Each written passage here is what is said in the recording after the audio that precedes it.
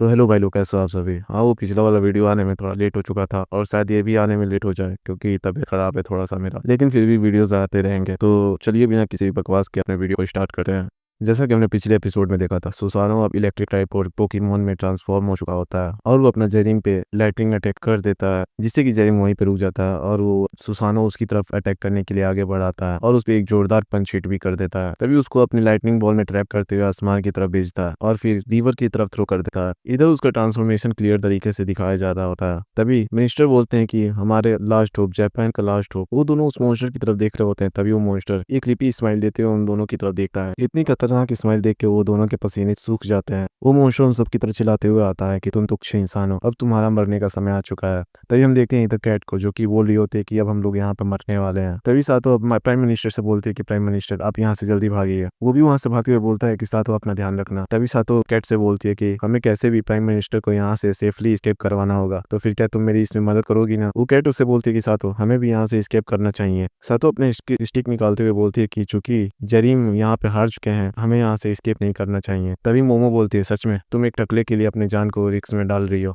मुझे सच में ये पसंद नहीं आया। तभी वो अपना ऑरा उसके अंदर भेजना चालू कर देती है और वो यहाँ पे सातो पूरी तरह ट्रांसफॉर्म हो चुकी होती है एक कैट गर्ल में। तभी हम देखते हैं कि वो मॉन्स्टर बहुत तेजी से सातो के पास आता है और एक पंच उसके कमर पे दे मारता है, जिससे कि सातो बहुत ही दूर घसीटते हुए चली जाती है। इधर सातो का हालत बहुत ही ज्यादा खराब हो चुका होता है और यहाँ पे वो मॉन्स्टर ने उसके बॉडी पे ऊपर पैर रख दिया होता है। तभी निष्ठा उसको देखते हुए बोलता है कि सातो, इधर सातो चिल्ला रही होती है कि आप जल्दी यहाँ से भागो, आपको रुकने की कोई जरूरत नहीं है। तो ये मॉन्स्टर इस सीन को देखते हुए बोलता है सच में ये तो बहुत ही ज्यादा मजेदार है और वो मिनिस्टर की तरफ आगे बढ़ना चालू कर देता है। तभी सातो उसके पैर को पकड़ देती है। वो उससे बोलती है कि अभी के लिए मैं तुम्हारी अपोनेंट हूँ। वो भी उससे कहता है किक मारते हुए कि तुम छोटे चूहे कहीं के, लेकिन हम देखते हैं फिर भी सातो ने उसके पैर को पकड़ा होता है। इधर वो मॉन्स्टर अपना हाथ को ट्रांसफॉर्म करते हुए बोलता है कि एक कीड़े होने के बावजूद भी तुम थोड़ा स्ट्रॉन्गर हो, और इतना बोलते ही वो अपने हाथों में लाइटनिंग गैदर करना चालू कर देता है। तभी हम देखते हैं वहाँ पे मैजिक गर्ल का वही स्टिक आ जाता है और ये जरीम होता है और यहाँ पे उसने इलेक्ट्रिक रेजिस्टेंस के साथ 4 स्किल और भी ऐड कर लिए होते हैं, जैसा कि रस हो गया, स्ट्रेंथ हो गया, इनहेंसमेंट हो गया और स्टोन स्किन हो गया। तभी वो मॉन्स्टर जरीम को देखते हुए बोलता है वाह तुम तो अभी भी जिंदा हो, और आखिर तुम्हारे हाथों में ये चीज है क्या। तभी हम देखते हैं कि जरीम उसकी तरफ अटैक करने के लिए आगे बढ़ जाता है और उसके खोपड़ी पे जोरदार हिट करते हुए बोलता है कि ये तुम्हारे खोपड़ी को तोड़ने के लिए है बास्टर्ड। तभी हम देखते हैं कि वो सातो के पास आ चुका होता है और उससे बोलता है क्या कि तुम कैसी हो। सातो उसे देख के हैरान हो जाती है और बोलती है क्या, और क्या तुम ठीक हो, और आखिर ये तुम्हारे हाथों में क्या है, कोई मैजिक वॉन्ड। जब उससे बोलता है अच्छा ठीक है तुम अपना ध्यान रखो। सातो बोल रही होती है कि मेरे को बचाने के लिए तुम्हारा शुक्रिया। तभी हम देखते हैं कि वो मॉन्स्टर स्काई में फ्लोट होते हुए राइटिंग में ट्रांसफॉर्म हो चुका होता है और वो गुर्राते हुए बोल रहा होता है कि तुम सभी केवल एक अनोइंग क्रीचर हो और कुछ नहीं, और वो अपने मुंह से एक लाइटनिंग बॉल क्रिएट करना चालू कर देता है। हम देखते हैं कि उसके इफेक्ट से वहां पे वाटर के बहुत बड़े बड़े वेव्स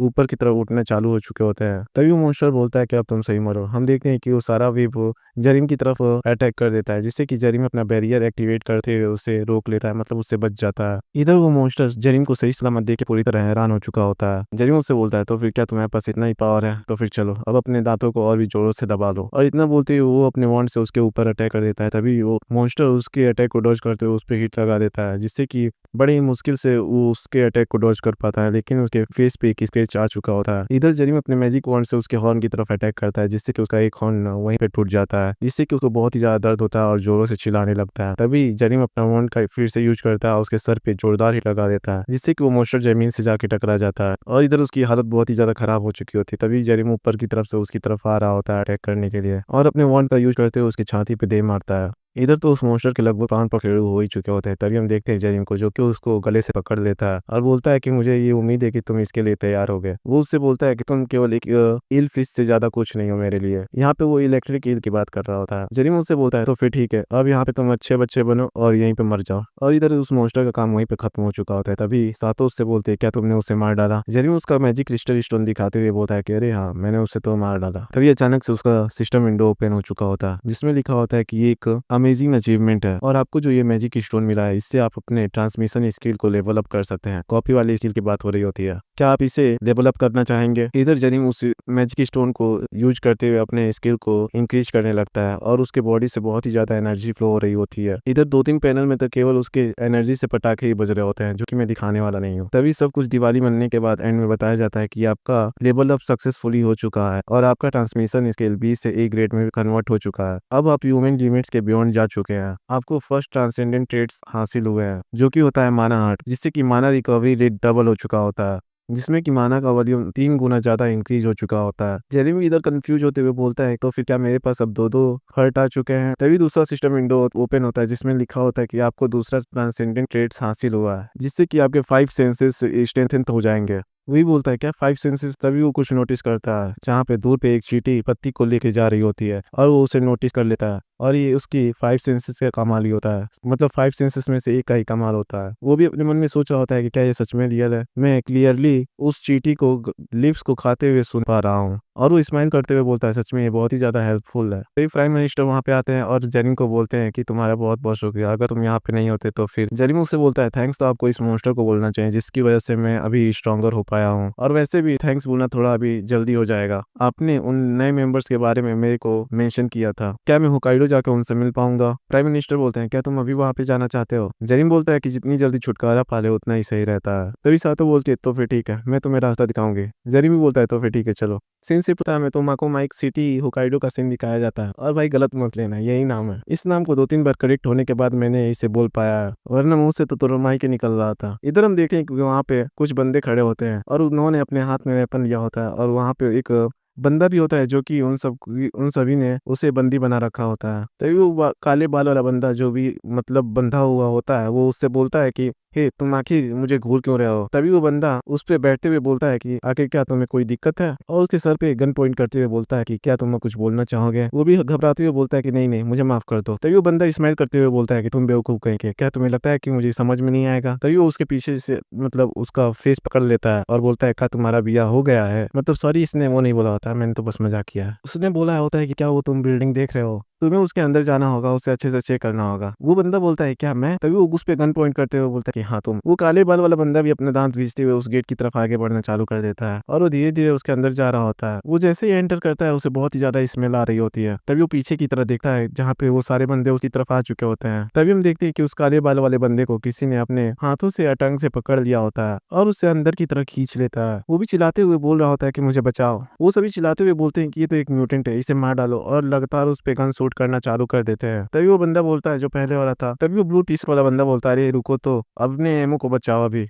वो सही बोलते हैं कि अरे हाँ, वो तो अभी तक मर ही चुका होगा। हम देखते हैं अंदर की तरफ जहाँ पे वो जॉम्बी मॉन्स्टर और वो आदमी दोनों मर चुके होते हैं, और उन दोनों के जेम्स उनके बॉडी से बाहर निकल चुके होते हैं। लेकिन मैं इस सीन को ब्लर करने वाला हूँ क्योंकि थोड़ा ये घिनौना दिखने में लग रहा है। इधर वो ब्लू टी शर्ट वाला बंदा आते हुए बोलता है कि इस म्यूटेंट ने तो हमारे शूट करने से पहले इस बंदे को मार दिया था। ये तो बहुत ही ज्यादा लक की बात है कि हमें एक म्यूटेंट के साथ साथ एक इंसान का भी मैजिक क्रिस्टल स्टोन मिल गया। इधर हम देखते हैं बाहर की तरफ जहाँ पे उन सबने और भी ज्यादा हॉस्टेज को पकड़ के रखा होता है। वो सभी चिल्लाते हुए बोल रहे होते हैं कि प्लीज हमें माफ कर दो, हमें जाने दो। वो उन सब की तरफ गन पॉइंट करते हुए बोलता है कि तुम लोग अब यहाँ पे चुप हो जाओ। अगर तुम सभी को चावल के दाने का एक कतरा भी चाहिए तो जल्दी करो और अपने काम पे लगो। जाओ और कुछ अच्छा ढूंढने की कोशिश करो जो कि हमारे लिए यूजफुल हो। और वो दोनों वहां से निकल जाते हैं मतलब कुछ ढूंढने के लिए। वो उन दोनों से बोलता है खाली हाथ लौटने की कोशिश मत करना। तभी उनमें से एक बंदा कुछ नोटिस करता है और बोलता है कि बॉस आखिर ये लोग कौन है? वो भी बोलता है क्या? हम देखते हैं कि वहां पर जेरिम और सातो आ चुके होते हैं। वो भी उन्हें देखा और बोलता है आखिर अब ये कौन है? तभी वो उनकी तरफ गन पॉइंट करने लगता है और बोलता है क्या कि तुम दोनों कौन हो? क्या तुम दोनों कोई मैजिक स्टोन ईटर हो? मतलब ह्यूमन मैजिक स्टोन ईटर हो? तभी जेरिम केवल उसे घूर के देखता है। वो बोलता है कि जैसा कि मैंने एक्सपेक्ट किया था, और वो गुस्सा करते हुए बोलता है क्या तुम्हें मुंह में किसी ने एल दे दिया है? आखिर तुम सभी कुछ बोल क्यों नहीं रहे? तभी जेरिम मुझसे बोलता है अपने हाथ को ऊपर कर लो वरना मैं तुम्हें शूट कर दूंगा। वो बंदा बोलता है क्या तुम मुझे शूट कर दोगे? आखिर तुम इतना ब्रेव कर बनने की कोशिश क्यों कर रहे हो? और इतना बोलते हुए वो उसके ऊपर शूट कर देता है। तभी हम देखते हैं कि जेरिम ने अपने 5 सेंसेस इनहेंसमेंट को एक्टिवेट कर लिया होता है, जिससे कि वो सभी बुलेट्स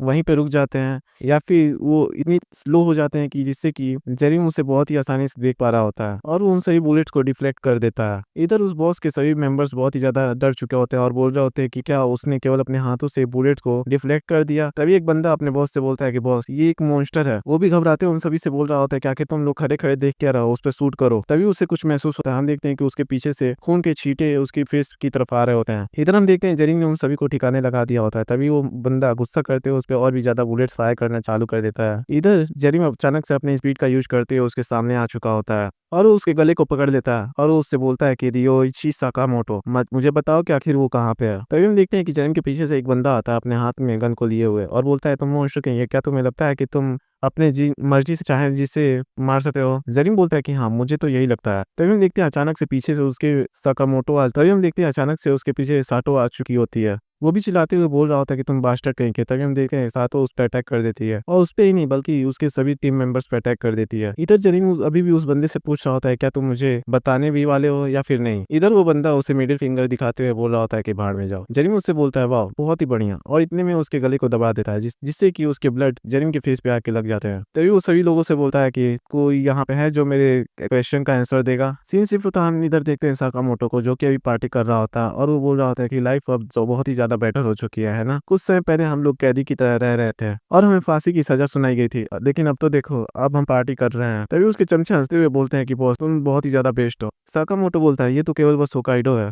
इमेजिन करो एक दिन हम पूरे जापान को अपने कब्जे में ले लेंगे। तो हंसते हुए सभी से बोलता है कि ये हमारी दुनिया है, जितनी मर्जी उतनी खाओ पियो और ऐश करो, क्योंकि कल के दिन बहुत सारे काम है जो कि हमारा इंतजार कर रहे हैं। तभी वो सभी अपना ग्लास उठाते हुए एक दूसरे से चीयर्स करने लगते हैं। हम अचानक से देखते हैं कि वहाँ पे एक दीवार टूट जाता है। तभी साकामोटो उस तरफ देखने लगता है। इधर हम देखते हैं कि वहाँ से जरीम निकल के आता है। वो उन सबसे बोल रहे होते हैं कि अच्छा तो तुम्हारी गैंग यहाँ पे मजे कर रही है क्या, तुम सभी को ऐसा लग रहा है कि ये दुनिया खत्म हो रही है। तभी हम देखते हैं कि बंदे चिल्लाते हुए उसकी तरफ अटैक करने के लिए आता है, बोलता है तुम बास्टर्ड कहीं के। तभी जरीम बस केवल अपना हाथ हिलाते हुए उसको अपने सामने से हटा देता है। जरीम की इस स्ट्रेंथ को देख के वो सभी भी घबरा चुके होते हैं। तभी हम देखे हैं साकामोटो को जो कि खुद को फायर के अंदर कन्वर्ट करना चालू कर देता है। वो गुस्सा करते हुए बोल रहा होता है कि आखिर तुम कौन हो। जरीम उससे बोलता है कि अभी के लिए तो तुम मेरे को ग्रीम रीपर समझ सकते हो, अब ये मत पूछना कि ग्रीम रीपर क्या होता है, तुम सभी को मालूम होगा। इधर साकामोटो के बंदे बहुत ही ज्यादा गुस्सा कर रहे होते हैं और बोलते हैं कि ये बास्टर कहीं का, आखिर इसकी हिम्मत कैसे हुई। तभी साकामोटो उससे बोलता है कि अक्यूरा यहीं पे शांत हो जाओ, क्योंकि ये उतना भी सिंपल नहीं है जितना दिख रहा है। तभी वो जरीम से बोलता है कि आखिर तुम कौन हो। तभी साकामोटो का बंदा है क्यूरा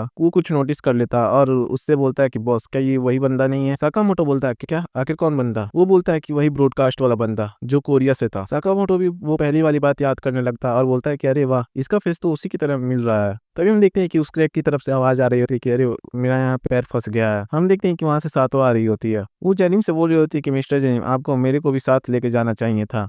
तभी साकामोटो देख के हैरान हो जाता है और बोलता है कि सातो क्या ये तुम हो और ये कोरियन तुम दोनों एक साथ मिल चुके हो। सातो उससे बोलते कि हाँ तुम तो वही कचड़े हो जैसा कि तुम पहले हुआ करते थे। साकामोटो बोलता है कि पहले तुम मेरे क्वेश्चन का आंसर दो। सातो भी उससे बोलती है अगर हम दोनों साथ में हुए तो क्या। साकामोटो भी चौंक जाता है और बोलता है क्या आखिर तुमने ये क्या बोल दिया। तभी हम देखते हैं सातो जेनिम के हाथों से चिपकते हुए बोल रहे थे कि हम दोनों एक साथ रहते हैं, आखिर तुमको इससे क्या दिक्कत है, क्या तुम इसके खिलाफ कुछ करने वाले हो बेवकूफ कहीं के। साकामोटो भी गुस्सा करते हुए उससे बोलता है तुम बीच कहीं, क्या तुम्हें लगता है कि मैं कोई बेवकूफ हूँ। तभी सातो उससे बोलते है कि मैं एक कैट हूँ परवट कहीं के, तुम तो ऐसे मुझसे बात कर रहे हो जैसे कि मैं तुम्हारी बंदी हूँ, और वैसे जब भी तुम मुझे देखते हो तो तुम अपने लिप्स को लिक करना चालू कर लेते हो, और हाँ आज के बाद तुम मेरे नाम को कभी भी अपने मुंह से मत लेना वरना मारे जाओगे। साकामोटो गुस्सा करते हुए बोलता है तो फिर अभी तुम इस कोरियन जर के पीछे छिप रही हो। सातो बोलती है तो फिर क्या, ये तुमसे बहुत ही ज्यादा बेटर है, ये बहुत ही ज्यादा ब्यूटीफुल है, एजुकेटेड है, स्ट्रांग है। तभी जरीम उससे कानों में बोलता है कि आखिर तुम ये क्या कर रही हो, क्या तुम दोनों के बीच में कोई अजीब रिलेशनशिप है। सातो उससे बोलती है उसने लगातार मेरे को परेशान किया है इसलिए मैं ऐसा कर रही हूँ। तभी साकामोटो गुस्सा करते हुए बोलता है अपने दोस्तों से कि तुम सभी ध्यान से मेरी बात सुनो। वो सभी बोलते हैं कि हाँ हम आपकी बात सुन रहे हैं बोलिए। वो बोलता है उन सभी से जाओ और उससे यहाँ पे पकड़ के मेरे सामने लेके आओ। यहाँ पे वो सातो को पकड़ने की बात कर रहा होता है। वो सही बोलते हैं ठीक है बॉस। तभी हम देखते हैं सातो को जो कि उसी क्रैक से निकल के भागने लगती है और बोलते हैं कि आओ मुझे पकड़ के दिखाओ। वो भी उसकी तरफ पकड़ने के लिए निकल जाते हैं और बोलते हैं कि जल्दी करो उसे पकड़ो। तभी साकामोटो जरीम से बोलता है कि हे कोरियन बंदे मैं तुम्हें यहाँ पे जिंदा ही रोस्ट करने वाला हूँ, तो फिर चलो आखिर बताओ कि तुम किस तरीके से फ्राई होना चाहोगे, रेयर मीडियम या फिर ऐसे ही। तो ये बोलता है वैसे भी छोड़ो, जब मीट को भूना जाता है तो खुद से ही टेस्टी हो जाता है, और इतना बोलते ही वो खुद को फायर में कन्वर्ट कर लेता है। तभी जरीम मुझसे बोलता है भाई दबे आखिर तुम मुझे कभी से कोरियन क्यों बुलाए जा रहे हो, और वो गुस्से में बोलता है कि मैं अब तुम्हारे थोबड़े को यहीं पे फोड़ने वाला हूँ। इधर हम देखते हैं सातो को जो कि बहुत लोगों को ठिकाने लगा चुकी होती है, और इधर कुछ बंदे उससे खड़े होकर देख रहे होते हैं और हैरान हो चुके होते हैं। सातो अपने हाथ को उल्टी करते हुए बोल रही होती है उन सबसे कि आखिर तुम लोग कब तक वहां पे खड़े हो रहकर हमको देखते रहोगे। तभी हम देखते हैं एक बंदे को जो कि अपने हाथ में तलवार लेके उसकी तरफ आगे बढ़ रहा होता है और बोलता है कि केवल तुम्हारी वजह से मेरे बंदे इस कंडीशन में पहुंच चुके हैं। सातो उनसे बोलती है कि क्या तुमने नहीं देखा कि आखिर उन सब ने क्या किया। बाय द वे वो इतने ज्यादा कमजोर है कि वो अभी तक रिकवर भी नहीं कर पा रहे हैं। तभी उसके बंदे गुस्सा होते उस पर अटैक करने के लिए आगे बढ़ रहे होते। तभी वो बंदा मतलब आई पैचेज वाला बंदा उन सभी को रोक लेता है। उसके बंदे अपने बॉस से बोल रहे थे बॉस आखिर आप ऐसा क्यों कर रहे हो। उनका बॉस बोलता है कि क्या तुम सभी को नहीं पता कि मॉन्स्टर को पकड़ने के लिए सतर्कता रखना जरूरी होता है, अपने आप को एक फॉर्मेशन में प्रिपेयर कर लो जैसे कि हम किसी म्यूटेंट से फाइट करते हैं। इधर हम देखते हैं कि वो सभी चारों तरफ से सातों को घेर लेते हैं। तभी एक अचानक से वहां पे एक ब्लास्ट सुनाई देता है। सातों अंगड़ाई देते हुए उससे उन सभी से बोल रहे थे ऐसा लगता है कि वो सभी वहां पे स्टार्ट हो चुके हैं, तुम सभी भी यहाँ पे अपने बॉस जैसे हो और लगता है लोगों के साथ कुछ अच्छा होगा। तभी हम देखते हैं कि वो अपना कैट वाला ऑरा बाहर निकालने लगती है। तभी वो बंदा बोलता है सभी लोग खुद को संभाल लो। हम देखते हैं सातो को जो कि उसके ऊपर अटैक करने के लिए आ रही होती है। और मैं भाई पहले ही बताता हूँ, यहाँ पे कुछ इंग्लिश में ऐसे सेंटेंस लिख रहे होते हैं ना जो कि समझ में नहीं आ रहे होते हैं, तो फिर कुछ गलती हो जाए तो माफ करना। इधर हम देखते हैं कि जैसे ही सातो ने अटैक किया होता है तभी उस बंदे ने अपने स्वॉर्ड से उसके अटैक को वहीं पे रोक लिया होता है। इधर उसके बंदे उस पर अटैक करने के लिए आगे बढ़ रहे होते हैं, तभी एक बंदा अपनी कुल्हाड़ी से उसके ऊपर अटैक कर देता है। सातो उसके अटैक को डॉज कर लेती है और वहां से जंप कर देती है। तभी दूसरा बंदा भी उसके ऊपर अटैक करता है, उसकी अटैक को भी डॉज कर लेती है और उस पे अपने पंजे से अटैक कर देती है, जिससे कि वो बंदा दूर जाके गिरता है। इधर वो बहुत ही ज्यादा परेशान हो चुका होता है और घबराहट में आते हुए अपने वेपन से उसके ऊपर अटैक करने लगता है। तभी हम देखते हैं कि सातो ने उसके तलवार को वहीं पे पकड़ लिया होता है, जिसे देख के वो बंदा भी कपकपाने लगता है। सातो बोलते हैं कि मैंने तुम्हें पकड़ लिया। इधर उसके बंदे बोल रहे होते हैं कि बॉस आप घबराओ मत, हम आ रहे हैं। और इधर पीछे की तरफ से उसकी तरफ अटैक करने के लिए आ रहे होते हैं। तभी हम देखते हैं सातो को जो कि अपने टेल्स का यूज करते हुए उन दोनों पे अटैक कर देती है। सातो उससे बोलती है क्या तुम्हें पता है, भले तुम यहाँ पे कितने ही ज्यादा चूहे को बुला लो लेकिन वो किसी कैट से कंपेयर नहीं किए जा सकता। और इतना बोलते हुए उसने उस बंदे का काम निपटा दिया होता है। तभी वो अपने लिप्स को लिक करते हुए बोल रही होती है कि बताओ आखिर अब नेक्स्ट कौन है। इधर वो सभी बंदे देख के बहुत ही ज्यादा डर चुके होते हैं। इधर सीन शिफ्ट होता है, हम देखते हैं जरीम की तरफ जहाँ पे साकामोटो जरीम पे अटैक करने के लिए आगे बढ़ रहा होता है और उससे चिल्लाते हुए पूछ रहा होता है कि मैंने तुमसे कुछ क्वेश्चन पूछा है, मेरा आंसर दो। और वो जैसे ही जरीम पे पंच करता है, जरीम ने उसके पंच को अपने एक हाथ से ही रोक दिया होता है। जरीम उससे बोलता है अरे रुको तो, आखिर तुम्हें किस बात की जल्दी है। साकामोटो बोलता है सच में तुम एक मॉन्स्टर हो लेकिन मैं तुम्हें कैसे भी डिस्ट्रॉय करके रहूंगा। और वो चिल्लाने लगता है जोरों से। तभी हम देखते हैं कि वो अपने माउथ से कुछ अटैक निकालना चालू कर देता है। जरीम अपना पंच बनाता है और उसके मुंह पे दे मारता है और गुस्से में चिल्लाते हुए बोल रहा होता है कि आज के बाद मुझे कोरियन बोलने की हिम्मत मत करना। हम देखते हैं कि साकामोटो जाके दीवार में चिपक चुका होता है। इधर साकामोटो खड़ा होते हुए बोलता है कि तुम बेवकूफ कोरियन कहीं के, आखिर तुम्हारी हिम्मत कैसे हुई ऐसा करने की। और वो अपना फायर अटैक उसकी तरफ लॉन्च कर देता है और वो बोलता है कि यहीं पे मरो। तभी वो कुछ देख के बहुत ही ज्यादा हैरान हो जाता है और बोलता है क्या। इधर हम देखते हैं जरीम को जो कि अभी भी चिल मोड में खड़ा होता है अटैक लगने के बाद भी। वो उससे बोल रहा होता है कि ये तुम्हारा टेम्परेचर, आग का टेम्परेचर ये तो बहुत ही ज्यादा परफेक्ट है भाप लेने के लिए, क्या ये थोड़ा सा और भी ज्यादा स्ट्रांगर हो सकता है।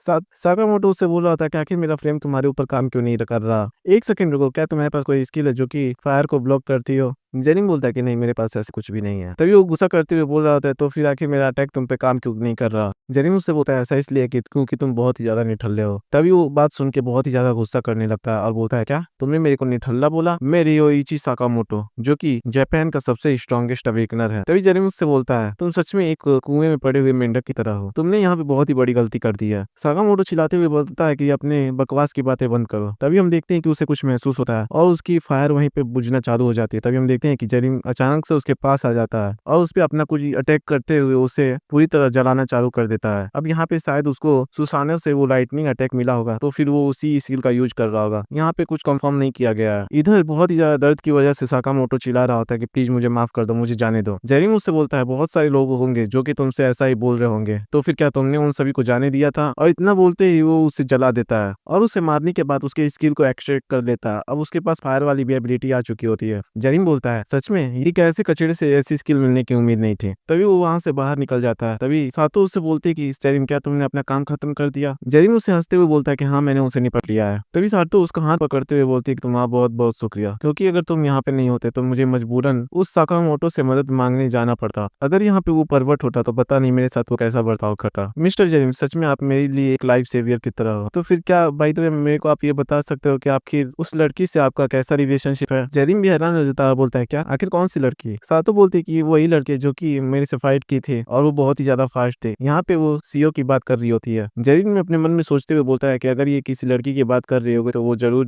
सीओ ही होगी, क्योंकि पिछली बार उसने उसी से फाइट किया था। जेरिंग भी उसे खांसते हुए बोलता है कि नहीं नहीं हम लोग बस केवल क्लोज कलीग्स हैं। वो भी खुश होते हुए बोलती है क्या सच में, ये तो बहुत ही ज्यादा अच्छी बात है। तभी वो उसके हाथों से चिपकते हुए बोलती है तो फिर कैसा हो कि तुम मेरे को डेट करो। जेरिंग घबराते हुए उससे बोलता है कि तुम सातो नहीं हो है ना, जब सातो जगेगी तो वो देख के बहुत ही ज्यादा परेशानी में आ जाएगी। तभी वो अपना सीढ़ी लाते हुए उससे बोली आखिर तुम क्या बोले जा रहे हो, मैं डेफिनेटली सातो ही हूँ। मैं यहाँ पे सब कुछ बड़े ही ईमानदारी से बोल रही हूँ। अगर दूसरे शब्दों में बोला जाए तो इस समय मैं पूरी तरह कंप्लीटली सीरियस हूँ। तो फिर क्या बता सकते हो क्या कि तुम्हारा क्या आंसर है। इधर जेरिंग सोचने लगता है और बोलता है हंसते हुए कि मुझे माफ करना, क्योंकि मुझे ऐसा लगता है कि मेरे पास रिलेशनशिप में आने के लिए कोई टाइम नहीं है। इधर सातो का दिल टूट के मिट्टी बन चुका होता है वो भी दुखी होते हुए बोलते अच्छा ऐसा है क्या, ये हो सकता है कि तुम मेरे को पसंद ना करते हो। जरीम हकलाते हुए उससे बोलता है कि नहीं ऐसी कोई बात नहीं है, क्योंकि ये भी है कि हम दोनों एक दूसरे को जानते भी नहीं है और ऐसी बात भी नहीं कि मैं तुम्हें पसंद नहीं करता। तभी जरीम इधर अपने मन में सोचने लगता है कि जिस सातों को मैंने देखा है वो बहुत ही ज्यादा शांत लड़की है, राइटियस है और बहुत ही ज्यादा क्यूट भी है, मतलब उसका एक क्यूट साइड भी है। और अपने चिक्स को खुजलाते हुए बोलता है मुझे शायद इसे गुड साइड भी बोलना चाहिए। तभी सातों के आंख चमक जाते हैं और बोलते हैं कि तो फिर डिसाइड हो गया, चलो अब उधर की तरफ देखो। जैसे ही जरीम दूसरी साइड देखता है सातों उसके गालों पे आगे किस कर देती है। तभी जरीम बहुत ही ज्यादा घबरा जाता है और बहुत ही ज्यादा शर्माने लगता है। सातों उससे बोलते हैं कि अब से तुम मेरे हो। तभी हम देखते हैं कि उसके बॉडी से मोमो निकल जाती है और वो बहुत ही ज्यादा ब्लश करने लगती है। वो अपने फेस को ढकते हुए बोलती है क्या कि ये क्या हो गया, मैंने क्या बोल दिया। जरीम मुझसे बोलता है सातो तुम ठीक तो हो ना। तभी सातो शर्माते और घबराते हुए बोल रही होती है कि आखिर तुम यहाँ पे क्यों, नहीं आखिर मैं यहाँ पे क्यों, मतलब ऐसे ही घबरा रही होती है। तभी जरीम उससे बोलता है चलो ठीक है, अभी जो हुआ मैं उसे भूल जाऊंगा और तुम भी इसे भूल जाना, ठीक है ना। तभी सातो उसके पास जाती है और बोलती है कि नहीं नहीं इसमें कोई दिक्कत नहीं है, मेरा मतलब कि ऐसा भी नहीं कि मैं यहाँ पे कुछ झूठ बोल रही हूँ, मैं बस यहाँ पे ईमानदारी से बोलने की कोशिश कर रही हूँ। ऊपर तुम्हें इसे भूलने की कोई भी जरूरत नहीं है। और शर्माती हुई बोल रही होती है क्या मैं आपको ऐसे कह के बुला सकती हूँ। जरीम उससे बोलता है कि हाँ ठीक है कोई बात नहीं, अगर तुम्हें इसमें कंफर्टेबल फील होता है तो मेरे को ऐसे ही बुला सकती हो। तभी वो जरीम से पूछने लगती है कि क्या मैं आप आज के बाद आपको सातों बुला सकती हूँ। अब देखो भाई यहाँ पे सातों का कोई और भी मतलब हो सकता है, क्योंकि मैंने बार बार सातों को ही सातों बोला होता है। देखो अब मैं यहाँ पे ज्यादा कंफ्यूजन क्रिएट नहीं करूंगा, स्टोरी के आगे बढ़ते हैं। इधर हम देखते हैं मोमो को, जो कि उन दोनों के लव स्टोरी को देख के बहुत ही ज्यादा स्माइल कर रही होती है। तभी सीन शुरू हमें दिखाया जाता है दूसरी तरफ, जहाँ पे बहुत सारे टेंट गड़े हुए होते हैं और वहां से प्राइम मिनिस्टर निकल के बाहर आते हैं और बोलते हैं कि ये तो सच में बहुत ही अच्छी बात है कि आप लोग यहाँ पे लौट के वापस आ गए। यहाँ पे केवल आप सभी ने उनको हराया ही नहीं बल्कि बहुत सारे सर्वाइवर्स को सेव भी किया है। सच में मुझे समझ में नहीं आ रहा है कि मैं अपने ग्रेटिट्यूड को कैसे पेश करूं। जरीम मुझसे बोलता है कि ऐसे डिफिकल्ट सिचुएशन में जरूरी होता है कि हम एक दूसरे की मदद करें, ये तो बहुत ही ज्यादा नेचुरल बात है। प्राइम मिनिस्टर अपने मन में सोच रहे होते हैं सच में ये बंदा बहुत ही ज्यादा इनक्रेडिबल पर्सन है। तभी वो जरीम से बोलते हैं कि मेरे पास तुमसे कहने के लिए कुछ है, क्या मेरे जापानीज सर्वाइवर्स को आप अपने ह्यूमन यूनियन में रिलोकेट कर सकते हो। जरीम बोलता है क्या सभी के सभी। प्राइम मिनिस्टर बोलते हैं हाँ अगर ऐसा पॉसिबल हो सके तो। वो बोलते हैं कि यहाँ के सारे जापानीज ह्यूमन अलायंस के साथ मिलना चाहते हैं, मतलब जुड़ना चाहते हैं, एक secure home, enough food supplies, और यहाँ तक कि वहाँ के लोग भी बहुत ही ज्यादा हैप्पी मुझे दिखाई दे रहे थे। तभी वो अपने लोगों की तरफ देख रहा होता है जहाँ पे उन सबकी हालत खराब होती है और वो जरीम से बोलते हैं क्या ये ऐसा पॉसिबल हो सकता है। तभी जरीम बोलता है कि हाँ बस बहुत सारे शिप्स हैं और सप्लाईज भी हैं, तो इसमें चिंता करने की कोई बात नहीं है, लेकिन क्या ये आपके लिए ठीक रहेगा अपने होमलैंड को छोड़ के जाना। तभी वो प्राइम मिनिस्टर हंसते हुए बोलते हो कि हमारे लोगों के सेफ्टी, सर्वाइवल्स और खुशी से बढ़ के ये एक जमीन का टुकड़ा नहीं हो सकता। तभी जरीम उससे बोलता है ठीक है तो फिर आपका स्वागत है हमारे ह्यूमन अलायंस में। सीन्स हम देखते हैं बहुत सारे शिप जिसपे बहुत सारे सर्वाइवर्स बैठ चुके होते हैं और थोड़ी देर बाद ही वो ह्यूमन अलायंस तक पहुंच चुके होते हैं बाटा कर। इधर हम देखते हैं बहुत सारे सोल्जर्स आम लोगों को सप्लाईज दे रहे होते हैं। तभी हम देखते हैं सीओ को, जो कि दौड़ते हुए जरीम के पास आ रही होती है और बोलती है कि आप यहाँ तक सेफली आ गए, ये तो बहुत ही अच्छी बात है। वो उससे पूछती है कि आखिर वो सुसानो कैसा था, उसके पास तो डार्क ब्लू स्टोन भी था ना, तो सच में वो बहुत ही ज्यादा स्ट्रांग हुआ होगा, सही रहा होगा। और हाल ही में मैंने सुना कि उन सो कॉल्ड गैंग के मेंबर्स को भी तुमने मार गिराया था। तभी हम देखते हैं इधर सातो को, जो कि उन्हीं दोनों को घूरते हुए देख रही होती है। तभी मोमो उससे बोलती है कि ऐसा देखने में लग रहा है कि वो दोनों बहुत ही ज्यादा क्लोज है, वो भी इतने ज्यादा क्लोज कि वो दोनों एक दूसरे के कलीग समझ में भी नहीं आ रहा है। इधर मोमो सातो को भड़काने वाला काम कर रही होती है और सातो भी उन दोनों को ऐसे देख के गुस्सा कर रही होती है। तभी वो मोमो से बोल रही होती है कि मैं भी अब ओपा से बहुत ही ज्यादा क्लोज हो चुके हैं, तुम्हें तो ये पता ही है। मोमो बोलती है कि हाँ अगर ऐसा भी है तो देखा जाए कि अगर वो 2 सालों से एक दूसरे के साथ है तो तुम्हारा उसके लेवल तक पहुंचना बहुत ही ज्यादा दूर की बात है। वो भी उसके बारे में सोच के बहुत ही ज्यादा परेशान होने लगती है। तभी मोमो उसे और भड़काती है और बोलती है कि देखा जाए तो वो लड़की भी तुम्हारी जितना ही ब्यूटीफुल है। तभी मोमो बोलती है कि अगर मैंने इसे ऐसे ही चलने दिया तो वो मेरे उस चीज को चुरा लेगी जो कि मेरा है। इधर सातो भी अपना सीरियस फेस बना लेती है और चिल्लाते हुए जरीन के पास आती है और बोलती है कि साथ ओपा तो फिर आप यहाँ पे हो। सीओ जरीन को देखते हुए बोलती है क्या ओपा। तभी सातो जरीन के पास आते हुए बोलते है कि जब लास्ट टाइम मैं यहाँ पे आई थी तो मैं अच्छे से इस जगह को घूम नहीं पाई थी, तो क्या आप मेरे को एक छोटा सा टूर दे सकते हो यहाँ का। तभी सीओ उन दोनों को बोलती है कि ऐसा लगता है कि तुम दोनों यहाँ पे बहुत ही ज्यादा क्लोज हो चुके हो। तभी सातो जरीन के हाथों से चिपकते हुए बोलती है कि हाँ हम दोनों हो चुके हैं, ओपा मेरे से बहुत ही ज्यादा अच्छे से पेश आते हैं। इधर जरीन भी शर्माते हुए बोल रहा होता है क्या सच में ऐसी बात है। सातो जरीन से बोलती है कि ओपा क्या अपना समय कुछ मेरे को दे सकते हो प्लीज। तभी सीईओ जोर से क्लैप करते हुए जरीन का ध्यान अपनी तरफ खींचती है और उससे बोलती है कि हेडक्वार्टर तुम्हें खोज रहा है, मतलब तुम्हें ढूंढ रहा है। उन सभी ने बोला कि उन सभी के पास कुछ है रिपोर्ट करने के लिए जो कि नॉर्थ कोरिया से रिलेटेड है। जरीन उससे बोलता है कि अच्छा ऐसी बात है। तभी वो सातो से बोलता है सॉरी सातो, अभी मेरे पास कुछ काम है करने के लिए, मेक श्योर करूंगा कि अगली बार मैं तुम्हें अच्छे से एक टूर दूं, तो फिर अभी के लिए मैं निकलता हूँ क्योंकि मेरे पास अभी समय नहीं है। तभी सीईओ बोलती है कि अगर ये टूर की बात है तो मैं ये कर सकती हूँ, मेरे पास बहुत ज्यादा टाइम है। तभी वो सातो से बोलती है तो फिर क्या ये तुम्हारे ठीक रहेगा।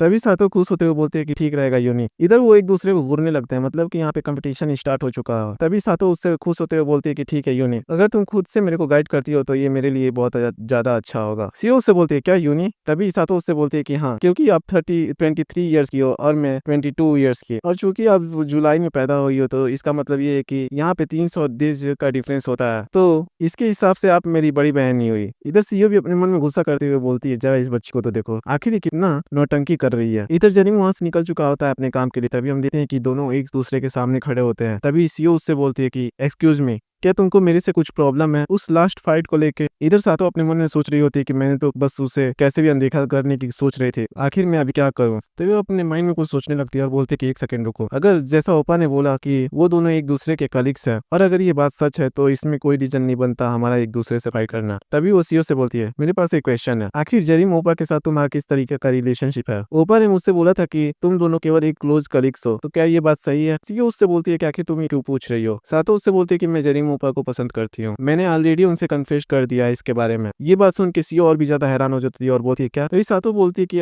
इसलिए मैं तुमसे पूछ रही हूँ कि क्या ओपा ने जो बोला वो सही था। तभी सीओ से बोलती है कि एक सेकंड रुको, आखिर तुम दोनों एक दूसरे को कितने लंबे समय से जानते हो कि तुमने पहले ही उसे कन्फेस कर दिया। तभी सातो उससे बोलती है क्या प्यार को किसी की रीजन की जरूरत होती है? इधर मोमो अपने मन में बोल रही होती है वाह, एक डायरेक्ट अप्रोच, लगता है हमारी शर्मिली सातो अब बड़ी हो चुकी है। मुझे तो अब ये जानना है कि आखिर इस बात का ये लड़की कैसे रिस्पॉन्स करेगी। तभी सीओ से बोलती है अच्छा, तो इसी रीजन की वजह से तुमने उस समय मेरे से फाइट किया था। तभी सातो उससे झुकते हुए माफी मांगने लगती है और बोलती है कि मुझे माफ कर दो, मुझे लगा कि तुम दोनों एक दूसरे के बहुत ही ज्यादा क्लोज हो, इसलिए मेरे अंदर कुछ फीलिंग डेवलप हो गई और मुझे लगा कि तुम दोनों का रिलेशनशिप किसी कलीग से भी बढ़ गया है। तो फिर बताओ आखिर तुम्हारा आंसर क्या है? सीओ उससे बोलती है ठीक है फिर मैं तुम्हें आंसर देती हूँ। इधर सीरियस होते हुए सातो भी उसकी बातें सुनने लगती है। ये बहुत ही ज्यादा हार्ड है हमारा एक दूसरे के करीब आना, क्या तुम्हें नहीं लगता? रोमांस, मैंने तो इस चीज के बारे में कभी कंसीडर भी नहीं किया था, स्पेशली जब ये दुनिया इस तरीके से चेंज हो गई और अभी के लिए मेरे लिए वो सब कुछ सेम ही है। लेकिन अगर वो हमारा पीसफुल वर्ल्ड दोबारा आता है और मेरे को किसी के साथ हमेशा के लिए होना हो तो फिर ओपा वो है जो कि मेरे लिए बहुत ही ज्यादा प्रीशियस है और मैं उन्हें किसी को लेने नहीं दूंगी। इधर सातो भी सीरियस होते हुए उसे देख रही होते,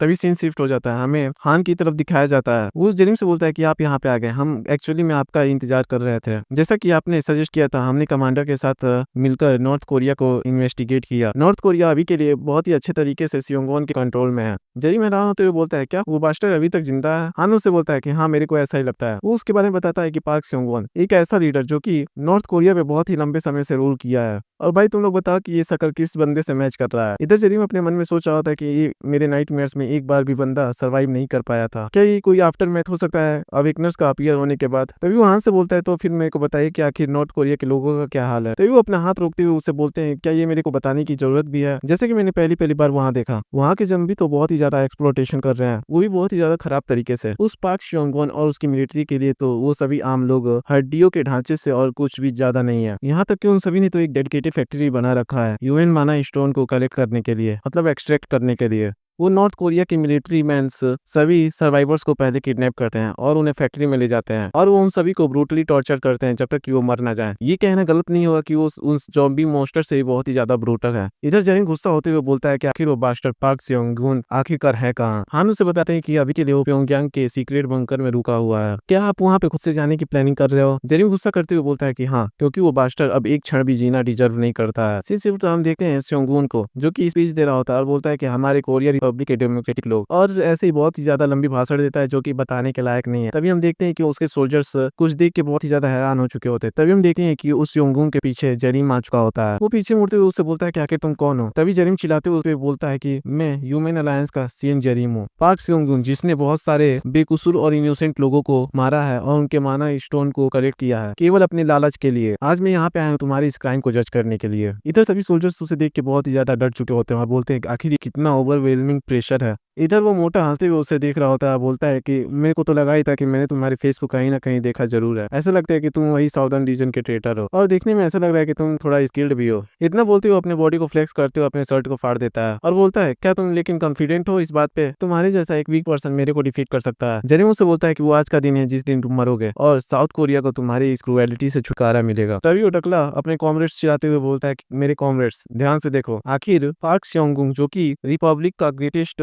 वॉरियर है वो कैसे इस साउदर्न के वीक पप्पे को हराता है। उसके सोल्जर्स भी उसे चिल्ला के चेयर करने लगते हैं। तभी जेरिम को बोलता है तो फिर ठीक है अब आ जाओ। तभी हम देखते हैं जेरिम को जो कि आके एक जोरदार पंच उसके फेस पे मार देता है जिससे कि वो मोटा दूर जाके गिरता है और वो बोलता है ये बास्टर्ड कहीं का। इतने देर में हम देखते हैं जेरिम दोबारा उसके पास आ चुका होता है अटैक करने के लिए और जोरदार एक पंच उसके फेस पे फिर से मार देता है और वो केवल वहीं पे नहीं रुकता, वो धड़ाधड़ उस पे मारे जा रहा होता है और फिर वो उसको उसके गले से उठा लेता है। इधर वो मोटा बोल रहा था कि नहीं ऐसा नहीं हो सकता, मैंने यहाँ पे बहुत सारे माना स्टोन को एब्जॉर्ब किया है। हम देखते हैं कि जेरिम उसको एक जोरदार पंच उसके पेट पे दे मारता है जिससे कि वो बंदा पीछे की तरफ घसीटा हुआ चला जाता है। इधर उस मोटे बंदे की हालत बहुत ही ज्यादा खराब हो चुकी होती है और बोल रहा होता है कि ऐसा तो होना नहीं चाहिए था।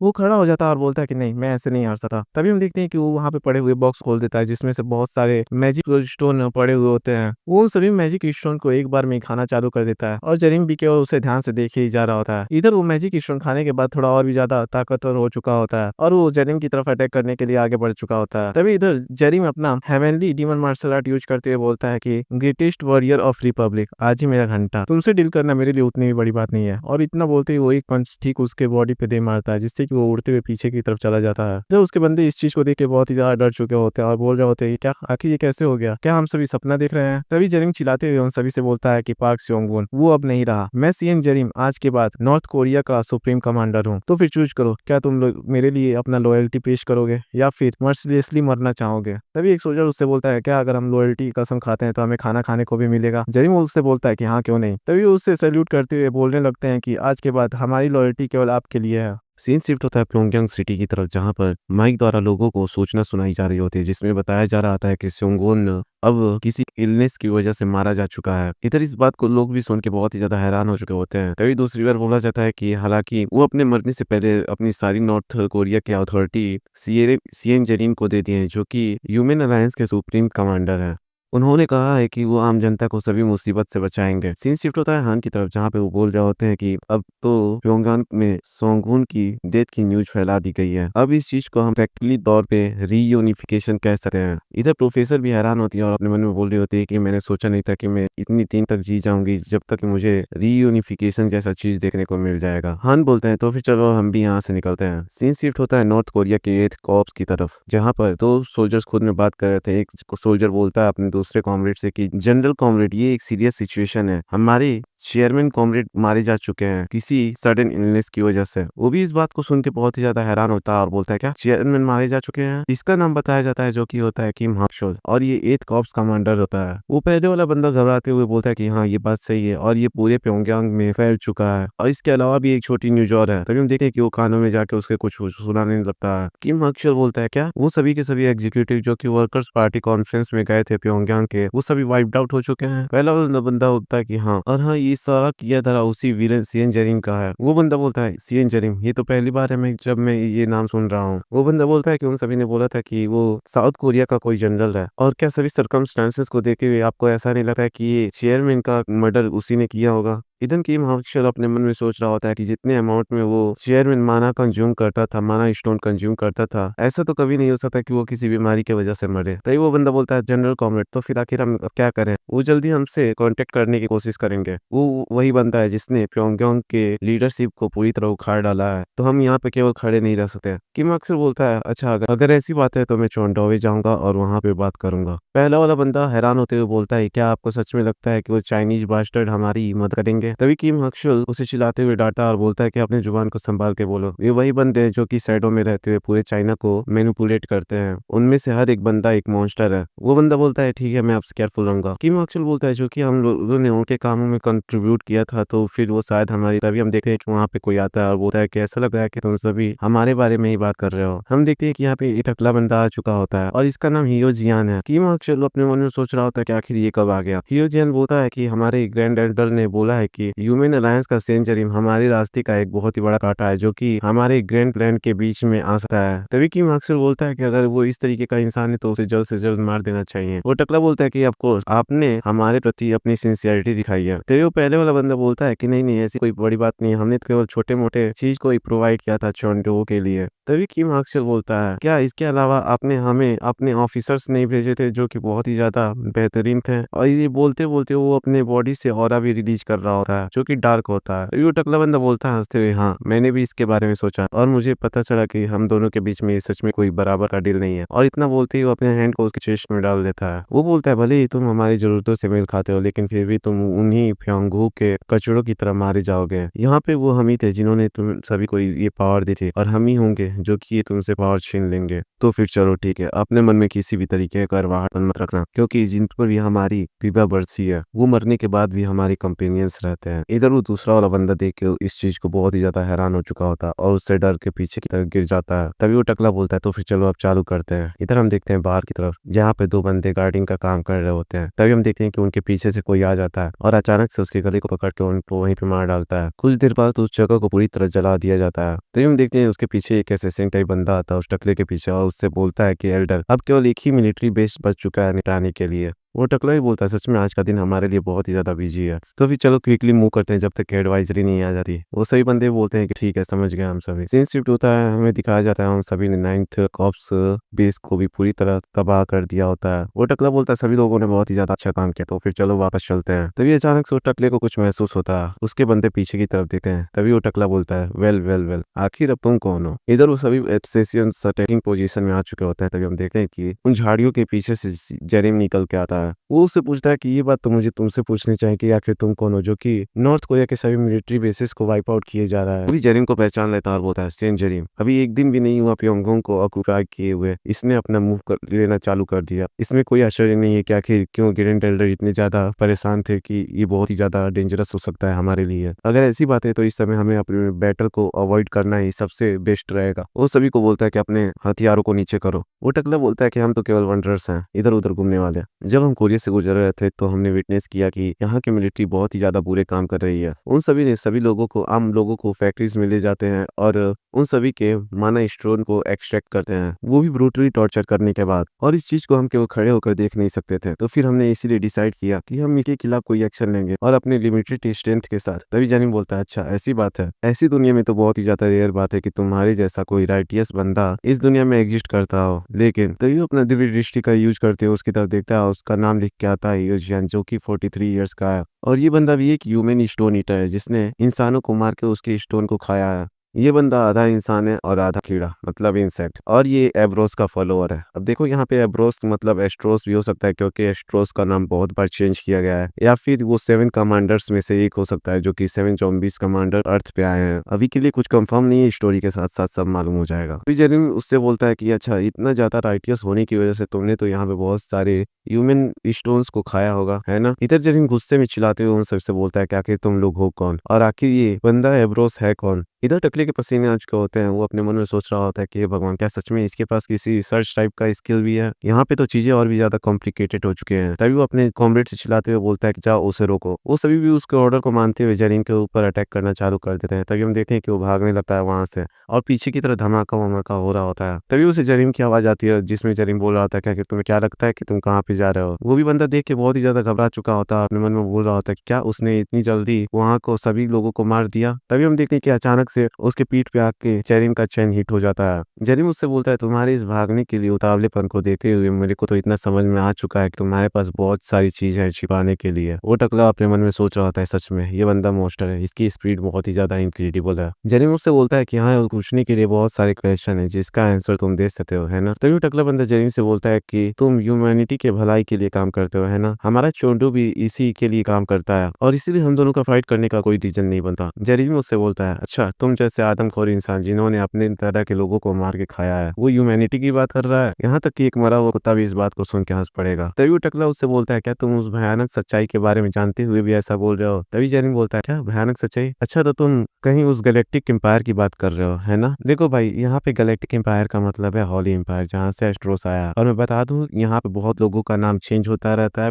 चैप्टर टू चैप्टर चेंज हो जाता है और इससे मेरे को भी कंफ्यूजन हो जाता है, जो कि आप लोग सह नहीं पाते हो और मेरे को कमेंट में गालियां देने पड़ते हो। चलो छोड़ो, अब आगे बढ़ते हैं। तभी टकला बंदा बोलता है, अच्छा, ऐसा लगता है कि तुम्हें इसके बारे में पता है, तो फिर इसका मतलब ये कि उनकी पावर से तुम पूरी तरह अवेयर होगे और इसीलिए हमें ह्यूमैनिटी को और भी ज्यादा स्ट्रॉन्गर ग्रो करना होगा, भले इसके लिए हमें कुछ लोगों की कुर्बानी क्यों ना देनी पड़े। तुम तुम्हें क्या लगता है? तभी जेरिम बोलता है कि तुमने पहले बोला था कि हमारे बीच में कोई रीजन नहीं बनता फाइट करने का, लेकिन मैं तुम्हें बता दूं यहाँ पे एक रीजन नहीं, यहाँ की बल्कि बहुत सारे रीजन है तुमसे फाइट करने के लिए। मैं तुम जैसे लोगों से बहुत ही ज्यादा नफरत करता हूँ। बट अगला जेरिम से बोलता है सच में बहुत ही ज्यादा दुख की बात है, और वो अपने मन में बोलता है सच में अब इस बैटल को अवॉइड नहीं किया जा सकता। हम दोनों की स्ट्रेंथ में डिफरेंस बहुत ही ज्यादा ओवरवेलमिंग है, तो फिर मेरे को यहाँ पे अपनी जान को दाव में लगाना ही होगा। तो फिर ठीक है, ग्लोरी टू शोंडू। और इतना बोलते ही वो एक पेल को निकालता है और अपने मुंह में दबा लेता है। उसकी चारों तरफ से रेड ऑरा निकलना चालू हो जाता है। देखते ही देखते उसकी बॉडी म्यूटेट होना चालू हो जाती है और एक इंसेक्ट टाइप मोशन में ट्रांसफॉर्म हो जाती है, और उसके पीछे कुछ बग्स भी दिखाई दे रहे होते हैं। देखो अब हम इसे टकला नहीं, अब हम इसे इंसेक्ट बोलेंगे। इंसेक्ट जैन से बोलता है कि मैंने बहुत समय से किसी से फाइट नहीं की है, और यहाँ पे मैं हमेशा इस बात को लेकर क्यूरियस रहता था कि तुम्हारी स्ट्रेंथ कितनी हो सकती है, तो फिर आज मैं अपने इस क्यूरियोसिटी को सेटिस्फाई कर पाऊंगा। तो फिर चलो अब आ जाओ, मैं तुम्हारा ओपोनेंट हूँ। तभी जेरिम मुझसे बोलता है अच्छा हाफ ह्यूमन हाफ इंसेक्ट। अभी वो बंदा बोलता है कि हाँ यही है हमारे एब्रोस की ग्रेट ब्लेसिंग। क्या तुमने इस चीज के बारे में कभी सोचा है कि ह्यूमंस बहुत ही ज्यादा कमजोर होते हैं? तभी वो अपने फ्लैशबैक में चला जाता है और अपने पुराने बीते समय को याद करने लगता है, और वो अपने मन में बोलता है कि उस समय में मार्शल आर्ट ही मेरे लिए पूरी जिंदगी थी। तभी हम देखते हैं कि अचानक से उसके आसपास बहुत सारे जॉम्बीज आ चुके होते हैं और बड़े ही बेरहमी से वहाँ के लोगों को मारना चालू कर देते हैं। तभी हम देखते हैं कि वही टकला आता है और पीछे से एक जॉम्बीज को अपने डंडे का यूज करते हुए मारने लगता है। तभी एक जॉम्बीज मोटा वाला उसे देख लेता है। वो भी चिल्लाते हुए उसे बोलता है आखिर तुम्हें मेरे को घूरने की हिम्मत कैसे हुई, और एक डंडा घुमा के उसके फिर हाथों पे मार देता है, जिससे कि वो अपने हाथों से ब्लॉक कर लेता है। वो टकला भी इस चीज को देख के हैरान होता है। तभी हम देखते हैं कि वो मोटा जॉम्बी उसको पेट पे एक जोरदार हिट लगा देता है, जिससे कि वो बंदा दूर जाके गिरता है। वो अपने मन में सोच रहा था सच में ये बहुत ही ज्यादा ओवरवेलमिंग पावर है। इतनी देर में वो जॉम्बी उसके पास आ चुका होता है और अपना पंच बनाते हुए उसके ऊपर अटैक करने जा रहा होता है। इधर उस टकले ने अपनी आंखें बंद की होती है। वो अपने मन में सोच रहा होता है कि इन सभी डेंजरस स्पीसीज के सामने तो हमारी पूरी लाइफ टाइम की मार्शल आर्ट भी कुछ भी नहीं है। तभी वो कुछ महसूस करता है और देखता है कि उसको हिट नहीं लगी होती, और वो अपने आंखें खोलता है तो उसके सामने वही बूढ़ा बंदा दिखाई देता है जिसने उसके अटैक को रोक के रखा होता है। वो बूढ़ा बंदा उससे चिल्लाते हुए बोलता है कि जल्दी करो, अब यहाँ से निकलो। वो भागते हुए वहां से निकल जाता है और वो बोल रहा होता है कि उस दिन मैंने इस बात को रियलाइज कर लिया कि इंसानियत सबसे निचले दर की एक प्रजाति है, लेकिन मेरी ये बॉडी ये बहुत ही ज्यादा डिफरेंट है। एक म्यूटेंट नहीं, यहाँ तक कि मैं 100 म्यूटेंट्स को भी केवल अपने हाथों से ही फाड़ सकता हूँ। हमारे चोंडों ने पूरे चाइनों को अभी इसी पावर से बचा रखा है, मतलब इसी पावर का यूज करते हुए बचा रखा है। तुम उन सभी कमजोर इंसानों के जाल में रह के फंस चुके हो। क्या तुम अपने उन लिमिट्स को तोड़ना नहीं चाहते हो? तभी जेरी मुझसे हंसते हुए बोल रहा होता है क्या तुम्हें मेरे पीछे के वो विंग्स दिखाई नहीं दे रहे? आखिर तुम्हारा आंख है यार हो, जिससे कि तुम मेरे को केवल इंसानी शेल की तरफ देख रहे हो। और इतना बोलते हुए अपने स्पीड का यूज करते हुए उसकी तरफ अपना पंच बनाते हुए जाता है और उसकी चेस्ट पे एक जोरदार पंच हिट कर देता है, जिसके आफ्टर इफेक्ट से वहां पे स्मोक जैसा क्रिएट हो चुका होता है। जेरेमी उसे बोलता है कि मैंने तुम्हारे जैसे बहुत सारे बेवकूफों को देखा स्ट्रॉन्गर होने के लिए कीड़ों में बदलते हैं। क्या तुमको मालूम है कि तुम सभी के बीच में कॉमन चीज क्या है? तुम सभी के सभी बहुत ही ज्यादा सेल्फिश और गंदे नाले के कीड़े हो। तभी वो इंसेक्ट जेरेमी से बोलता है कि यहाँ पे एक इंसान का मतलब है एक माना स्टोन, और कोई बेवकूफ हो जो इस बात को बेमतलब का बोलेगा। जेरेमी उससे बोलता है कि हाँ यहाँ पे कुछ भी हो मेरे को फर्क नहीं पड़ता, तुम अपना बताओ, तुम अब मरने को तैयार हो? तभी हम देखते हैं कि वो इंसेक्ट अपने कीड़ों को ऑर्डर दे देता है जरीम को मारने के लिए, और वो सभी के सभी इंसेक्ट जरीम की तरफ आगे बढ़ जाते हैं अटैक करने के लिए। तभी जरीम अपने हाथों में फायर स्किल का यूज करते हुए उन सभी को जलाने लगता है, जिसकी वजह से वो देखते ही देखते वहीं पे सारे कीड़े फटना चालू हो जाते हैं। उन सभी के मरने की वजह से उन सभी का ब्लड जमीन पे आसपास आके गिर रहा होता है, जिससे कि जरीम को भी थोड़ा दिक्कत हो रहा होता है। तभी वो कीड़ा बोलता है, मतलब इंसेक्ट बोलता है कि ये एक ऐसा डेडली पॉइजन है जो कि हाई लेवल के म्यूटेंट्स को भी पिघला के रख सकता है, और इससे तुम बच नहीं सकते। तो हम देखते हैं जेरिन को जो कि अपने पसीने को जैसे साफ करते हैं वो वैसे ही वो अपने फेस पे लगे उस पॉइजन को साफ करते हुए दूर झटक देता है, जिसे देख के वो इंसेक्ट भी बहुत ही ज्यादा हैरान हो जाता है और बोलता है क्या वो कम्प्लीटली फाइन है? तभी वो खुद से अटैक करने के लिए उसकी तरफ आगे बढ़ जाता है और जाके उसके चेस्ट पे पंच मारता है, लेकिन जेरिन को यहाँ पे कुछ भी असर नहीं हुआ होता। वो इंसेक्ट बोलता है कि नहीं ऐसा नहीं हो सकता। तभी हम देखते हैं कि यहाँ पे बहुत सारे बग्स आके उसे डंक मारने की कोशिश करने लगते हैं, लेकिन फिर भी जेरिन को इससे कोई भी असर नहीं हो रहा होता। तभी वो कीड़ा अपने पॉइजन का यूज करते हुए उसकी तरफ अटैक कर देता है, और जेरिन अपने हाथों का यूज करते हुए उसे डिफ्लेक्ट करते करके हटा देता है और उसे मारने के लिए उसकी तरफ आगे बढ़ने लगता है और अपना पंच बनाते हुए उसके पेट पे एक मुंह का जोरदार हिट लगा देता है। जेरिन गुस्से में उससे बोलता है कि मैं तुम जैसे कीड़ों को इस शर्त से ही गायब कर दूंगा। इधर वो इंसेक्ट अपने मन में सोच रहा होता है जेरिन की इस ओवरवेलमिंग पावर को देख के कि यहाँ तक कि मैंने एक एलिक्सर को दिखाया और तो और मैंने अपने लाइफ को भी रिस्क में डाला,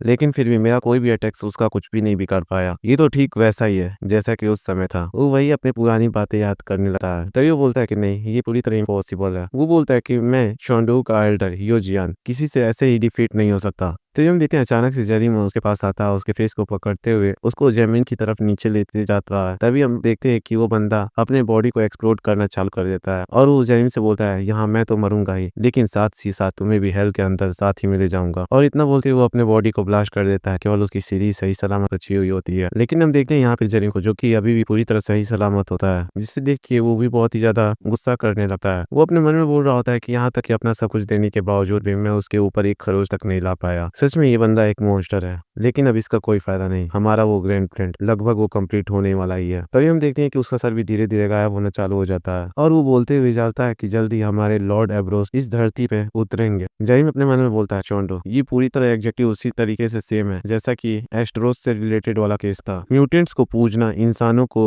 कीड़ों की तरह समझना, वो सभी के सभी उन्हीं इमोर्टल कल्ट वाले जैसे हैं। जरूर वो एब्रोस भी उस एस्ट्रोस जैसा कोई सिमिलर एंटिटी होगा और वो वैसे किसी चीज को रिवाइव करने जा रहे हैं। चाइना तो फिर ठीक है। सीन्स हम देखते हैं उसी बुड्ढे को जिसके पास एक कीड़ा उड़ता हुआ आ रहा होता है और उस कीड़ों को देख के उस बुढ़े बंदे को पता चल जाता है कि अब यो जैन मारा जा चुका है। वो बुढ़ा बोल रहा था कि मैंने एक्सपेक्ट नहीं किया था कि वो बंदा इतनी ज्यादा फास्ट मूव करेगा, उसकी ग्रोथ रेट बहुत ही ज्यादा टेरिफाइंग हो चुकी है, हमें जल्दी मूव करना होगा। तभी वो अपने स्टिक को जोर से ग्राउंड पे हिट करता है। वहाँ पे दो बंदे आ जाते हैं और बोलते हैं कि ग्रैंड एल्डर, क्या आपने हमको बुलाया? अब देख लो भाई लोग, यहाँ पे बार बार ये सभी के सभी जरीम को एडवर्सरी बोल रहे होते हैं, तो मैं भी एडवर्सरी ही बोलूंगा और ये वर्ड शायद किसी अपने अपोनेंट के लिए यूज किया जाता है, तो फिर सही रहेगा कि हम भी इसे एडवर्सरी ही बोले। वो बूढ़ा बंदा उन दोनों से बोलता है कि हमारा 7th एल्डर उस एडवर्सरी के हाथों मारा जा चुका है, हमारे पास अब ज्यादा टाइम नहीं बच चुका, हमें अब और भी ज्यादा एग्रेसिवली वर्क करना होगा। लॉर्ड एब्रोस को यहाँ बुलाने के लिए हमें इस पूरे लैंड को दुख और दर्द से भरना होगा। तो फिर अभी से इस लैंड पे जो भी चीज मूव करती है उसे मार डालो। अब रेडी हो जाओ इस पूरे कॉन्टिनेंट को ब्लड से डुबोने के लिए। तभी एक बंदा बोलता है कि आखिर हमारी चोंडू में रह रहे अलाइस का क्या, हम उनका क्या करें? वो बुढ़ा बंदा बोलता है, क्या तुम सच में बहरे हो चुके हो? क्या तुमने सुना नहीं कि मैंने अभी अभी क्या बोला? सभी को मार डालो। वो दोनों बोलते हैं कि ठीक है, हम समझ गए और अपना काम करने के लिए वो वहां से निकल जाते हैं। वो बुढ़ा बोल रहा होता है, लॉर्ड एब्रोस का अब यहाँ पे उतरने का समय आ चुका है, यहाँ तक कि अब वो एडवाइजरी भी इस टाइड को रोक नहीं पाएगा।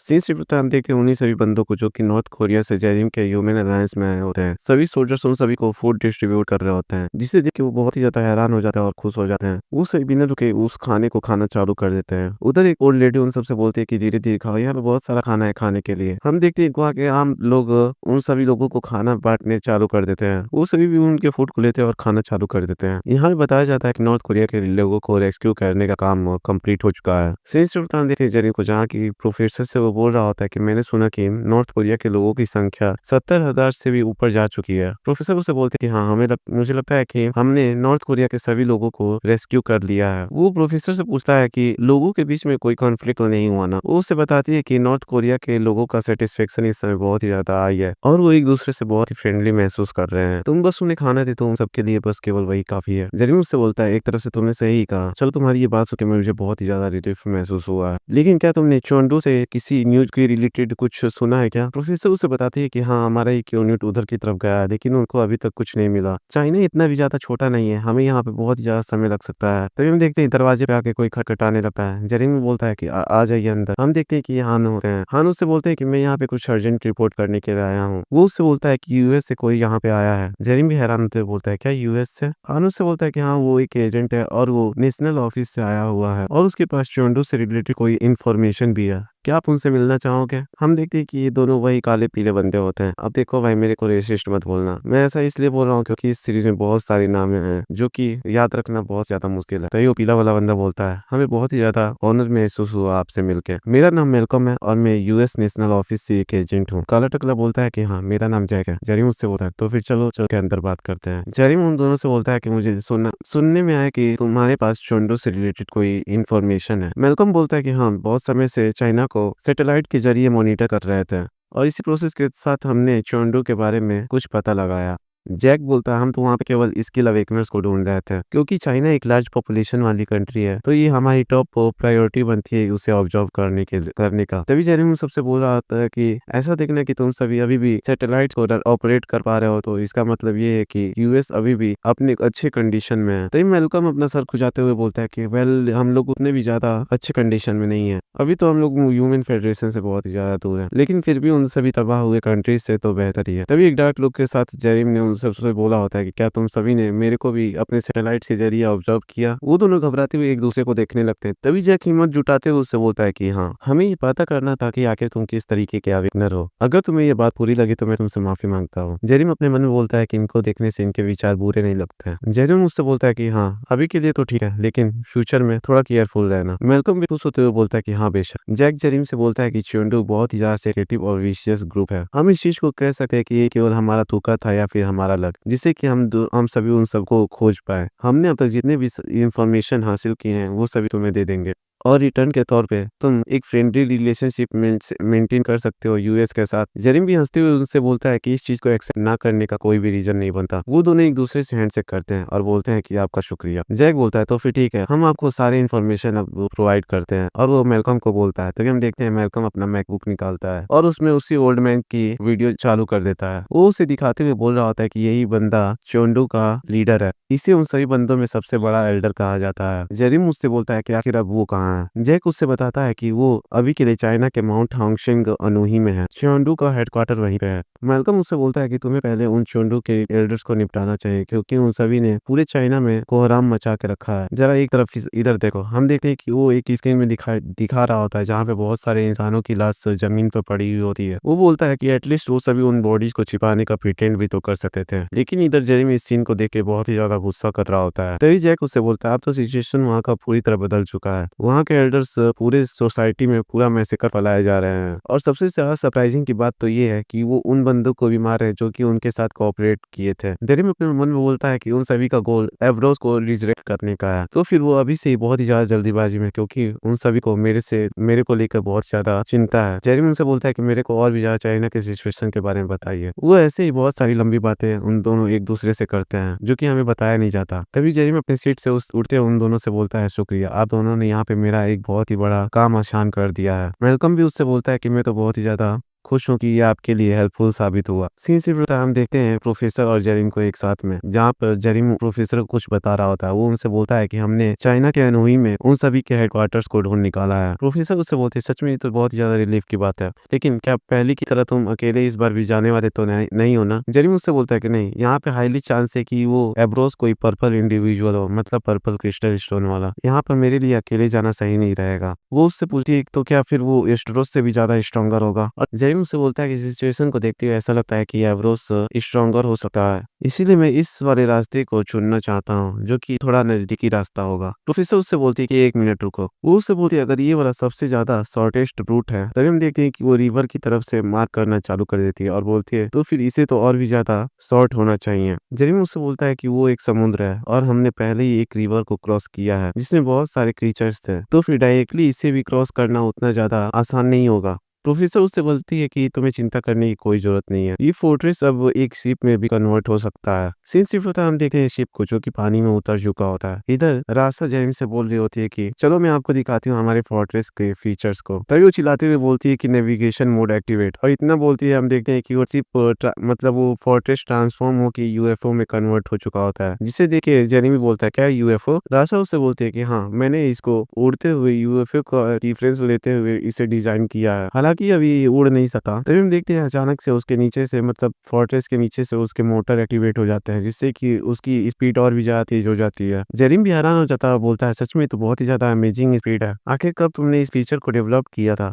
राशा बोलती है कि हमारे बॉस जेरिम यहाँ पे बहुत ही ज्यादा हार्ड वर्क कर रहे हैं, तो आखिर में राशा अपने काम से पीछे कैसे हट सकती हूँ। तभी वहाँ पे मिल्सम आता है और बोलता है कि हाँ, मेरे मास्टर ने बिना सोए इस फोर्ट्रेस को रीइंफोर्स किया है, और ये मेरा पहली बार है जब मैंने अपने मास्टर को इतना ज्यादा काम करते हुए देखा है। अपनी तारीफ को सुन के राशा भी बहुत ही ज्यादा खुश हो रही होती है। तभी विल्सन बोलता है मैंने कभी नहीं सोचा था कि मेरे मास्टर जैसा कोई लेजी इंसान इतना ज्यादा चेंज हो सकता है। सच में ह्यूमंस के इमोशन बहुत ही ज्यादा ग्रेट होते हैं। इधर हम देखते हैं कि वो इस बात को सुन के शर्माने लगती है और उसका मुंह बंद करते हुए बोलती है अचानक से तुम इतनी सारी बकवास की बातें करना क्यों चालू कर दी है। विल्सन उससे बोलता है कि मास्टर का लॉयल सर्वेंट्स हमेशा सच ही बोलता है। राशा उसके सिर से पकड़ते हुए बोलते हैं तुम टीन के डब्बे, तुम चुप हो जाओ। तो फिर तुम सभी तो समझ ही गए होगे कि ये दूसरी नंबर पे है और सातो तीसरी नंबर है, और सीओ तो पहले ही पहली नंबर पे थी। तभी जेरी मुझसे बोलता है कि तुम्हारा शुक्रिया, तुम्हारी इस मेहनत की वजह से अब हम बहुत ही ज्यादा अपने समय को बचा पाएंगे। सच में तुम्हारा बहुत बहुत शुक्रिया। वो भी इस बात को सुन के बहुत ही ज्यादा शर्मा रही होती है। तभी विल्सन रासा के इमोशन को पढ़ते हुए बोल रहा होता है उसकी तरफ से कि अगर तुम मेरे को प्रेज करना चाहते हो तो मेरे सर को पेट करो, इससे मेरे को सबसे ज्यादा सेटिस्फेक्शन हासिल होगा। तभी रासा चिल्लाते हुए उसे बोलती है कि मैं कोई छोटी बच्ची नहीं हूँ, आखिर तुम क्या बकवास किए जा रहे हो। तभी हम देखते हैं जेरी को जो कि उसके सर को पेट करते हुए बोलता है कि फ्यूचर में ऐसे ही अच्छे काम करते रहना और तुम कोशिश करना कि तुम अच्छे से आराम करो। इधर राशा शर्माते हुए पूरी टमाटर जैसे लाल हो चुकी होती है और वो विल्सन को फेंकते हुए वहां से भागने लगती है। बोलती है उससे कि यहाँ पे जल्दी बैटल होने वाला है, मैंने और भी कुछ फीचर्स को फोर्ट्रेस में ऐड किया है तो तुम उसे भी देख सकते हो। वो उससे दूर जाते हुए बोलते हैं कि वो एवरोस चाहे वो कुछ भी हो वो भी इसके सामने नहीं टिकेगा। जेरी उससे बोलता वाह ये तो एक्साइटिंग लग रहा है। सीन शिफ्ट होता है, हम देखते हैं फोर्ट्रेस के सामने एक बहुत बड़ी सिटी दिखाई दे रही होती है। जेरिम बोलता है चाइना का शंघाई सिटी अब हमें दिख रहा है, तो फिर चलो अब इसे शुरू करते हैं। सीन शिफ्ट हम तब भी देखते हैं कि उस बुड्ढे की तरफ जो कि अब पूरी तरह जॉम्बी टाइप में कन्वर्ट हो चुका होता है। तभी हम देखते हैं कि उसके हाथों पे एक कीड़ा आके बैठा है और वो बोलता है एडवर्सरी तुम एक कदम पीछे रह गए हो, मतलब वो जेरिम को बोल रहा होता है। तभी जेरिम की तरफ दिखाया जाता है और जेरिम के सामने उड़ते हुए बहुत सारे कीड़े उसकी तरफ ही आ रहे होते हैं। वो सभी से चिल्लाते हुए बोल रहा होता है कि एनिमीज हमारी तरफ आ रहे हैं, बैटल के लिए प्रिपेयर हो जाओ। तभी हम देखते हैं सभी सोल्जर्स आम लोगों को घरों के अंदर डालना चालू कर देते हैं। इधर जेरिम के सभी टीम मेंबर्स उन सभी को बग्स को आते हुए देख रहे होते हैं। मुक्शल बोलते हैं भगवान आखिर ये क्या हो रहा है। डोपल बोलते हैं कि आखिर कोई बग्स इतना बड़ा कैसे हो सकता है, मतलब आखिर कीड़ा कोई इतना बड़ा कैसे हो सकता है। तभी एक सोल्जर भी चिल्लाते हुए बोल रहा होता है कि बहुत सारे बग्स इधर की तरफ ही आ रहे हैं। इधर जेरिम एडमिरल से बोल रहा होता है कि मेरे से जितना हो सके मैं उतना उन सभी को रोकने की कोशिश करूंगा, अभी के लिए आप कमांड को संभालिए। वही बोलते हैं कि ठीक है। इधर हम देखते हैं जेरिम को जो कि अपने हाथों में चैन लेते हुए अपने उसमें फायर एक्टिवेट कर लेता है और अपने चैन से उन सबकी तरफ अटैक करना चालू कर देता है और वो एक के बाद एक सभी को मारे जा रहा होता है। तभी गुस्से में वो चिल्लाते हुए बोल रहा होता है कि मैं तो सभी डिस्गस्टिंग कीड़ों को मार डालूंगा और इतना बोलते ही वो अपने चैन का यूज करते हुए टोर्नेडो क्रिएट करने लगता है फायर वाला, जिससे कि लगातार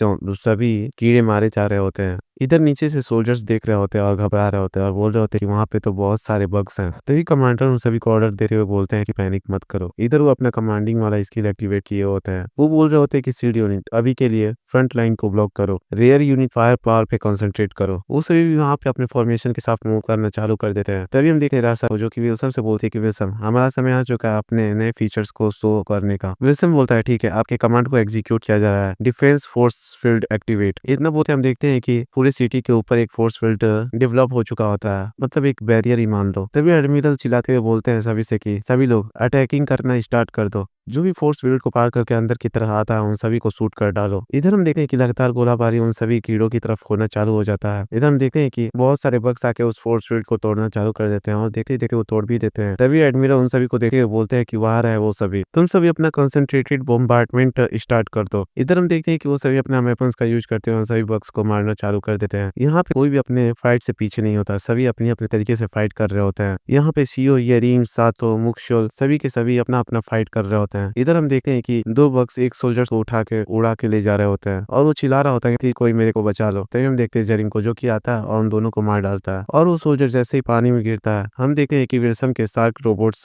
पानी में आते हैं और उन सभी को सेव कर लेते हैं। इधर हम देखते हैं विल्सन की तरफ जो कि बोलता है रासा से कि लॉर्ड रासा अगर हम लोगों ने थोड़ा सा भी और देर किया तो ये हमारे लिए डेंजरस साबित हो सकता है। रासा उससे बोलते कि नहीं, अभी बिल्कुल नहीं, हमें तब तक रुकना होगा जब तक कि वो फोर्स फील्ड तक आकर रुक ना जाए। इधर हम देखते हैं वो सभी बग्स को जो कि फोर्स फील्ड के आकर ऊपर रुक चुके होते हैं। रासा उससे बोलते हैं चलो समय आ चुका है। विल्सन बोलता है कि ठीक है और वो अपना 1 मिलियन वोल्ट्स अटैक एक्टिवेट कर देता है, जिससे कि एक तगड़ा इलेक्ट्रिक स्ट्राइक आकर उन सभी बग्स को लग जाता है। जेरिम बोलता है कि रासा तुमने यहाँ पे बहुत ही अच्छा काम किया है। तभी जेरिम पीछे की तरफ देखता है और बोलता है सच में हमारा तो स्वागत यहाँ पे बहुत ही ज्यादा धमाकेदार तरीके से किया गया है। थोड़ी देर बाद का सीन शिफ्ट होता है, हम देखते हैं जेरिम को जो कि एडमिरल से पूछता है कि आखिर हमें कितना डैमेज हुआ है। एडमिरल से बोलते हैं कि हमें लगभग 30 लोग इंजर्ड हो चुके हैं, यहाँ तक कि यहाँ बेस भी हैवीली डैमेज हो चुका है। हमें इन सभी चीजों को जल्द से जल्द रिकवर करना होगा, मतलब रिपेयर करना होगा। जेरिम उससे बोलता है ठीक है, अभी मैं अनुई की तरफ जा रहा हूँ, मतलब अनुई प्रोविनेंस की तरफ। प्लीज अभी के लिए बेस के रिस्टोरेशन के काम को आप संभाल लीजिए। एडमिरल उससे बोलते हैं कोई बात नहीं, ये काम तुम मेरे ऊपर छोड़ सकते हो। आखिर तुम कब निकलने वाले हो और क्या तुम किसी मेंबर्स को अपने साथ ले जाओगे। जेरिम उससे बोलता है कि मुझे नहीं पता क्या कितना ज्यादा डेंजरस हो सकता है, तो ये सही रहेगा किसी एक छोटे से लाइट टीम के साथ मूव करना। हमें यहाँ पे ली, सीओ और सातो की तरफ फास्ट रनर्स की जरूरत होगी, प्लीज आप उन दोनों को बोल दीजिएगा। एडमिरल बोलते हैं कि ठीक है, मैं समझ गया। सीन शिफ्ट होता है, हम देखते हैं तीनों को जो कि उस सिटी के अंदर आ चुके होते हैं। सीओ बोलते हैं कि सेंची बहुत ही बड़ी सिटी है, लेकिन अभी के लिए बहुत ही ज्यादा अजीब महसूस हो रही है। जेरेमी उससे बोलता है कि उन सभी कीड़ों ने यहाँ पे रह रहे सभी सर्वाइवर्स को मार डाला है। तभी सातो उससे बोलते हैं कि मेरा पहली बार है जब मैं किसी कीड़े को ट्रांसफॉर्म होता देख रही हूँ, तो फिर शायद ये एवरोस से रिलेटेड होगा, है ना। जेरेमी उससे बोलता है कि प्रोबेबली ये चोंडू का कोई कैरेक्टरिस्टिक हो सकता है, यहाँ पे किसी भी तरीके के बग्स मिल सकते हैं। तभी सीओ बोलती है बग्स बहुत ही ज्यादा घिनौने होते हैं। तभी अचानक से जेरेमी को कुछ महसूस होता है और वो एक बिल्डिंग की तरफ देखना चालू कर देता है। वो वहाँ पे फोकस करता है तो उसे बहुत सारे टीटे दिखाई दे रहे होते हैं। जेरेमी उन दोनों से बोलता है कि पीछे की तरफ हो, वहाँ पे बहुत सारे कीड़े हैं। तभी अचानक से वो सभी के सभी बग्स उड़ते हुए उधर की तरफ आना चालू कर देते हैं, जिसकी वजह से वो बिल्डिंग भी वहीं पे टूट के गिर जाता है। तभी जेरेमी अपना फ्लेम स्किल एक्टिवेट कर लेता है और उन सब की तरफ अटैक करने चालू कर देता है। जेरेमी बोल रहा होता है कि आखिर इस सर पे इतने सारे बग्स आए कहाँ से गए। तभी सीईओ जेरेमी से बोलती है क्या तुम्हें जमीन के नीचे से कुछ झंझनाहट महसूस नहीं हो रही है। तभी जेरेमी अपने चैन का यूज करते हुए जोरदार जमीन की तरफ लगाता है, जिससे कि वो जमीन टूट जाता है। हम देखते हैं कि वहाँ पे इंसानों के कंकाल रखे हुए होते हैं, जिनको बहुत सारे कीड़े मिलकर फीड कर रहे होते हैं। सीईओ यहाँ पे हैरान होते हुए बोलते छी, यहाँ पे तो बहुत ही ज्यादा